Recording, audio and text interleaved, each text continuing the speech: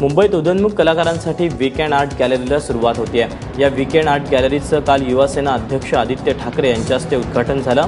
काळागुढा परिसरात दर रविवारी ही आर्ट गॅलरी भरवली जाणार आहे, त्यामुळे कलाकारांना आपल्या कलाकृती सादर करता येणार आहेत। पालिका निवडणुकीच्या पार्श्वभूमीवर मुंबईतील युवक वर्गाला आकर्षित करण्याचा आदित्य ठाकरेंचा हा प्रयत्न असल्याचं बोललं जात आहे। मात्र निवडणूक डोळ्यासमोर न ठेवता अशी कामं नेहमी चालू असतात असं मत आदित्य ठाकरेंनी व्यक्त केलं।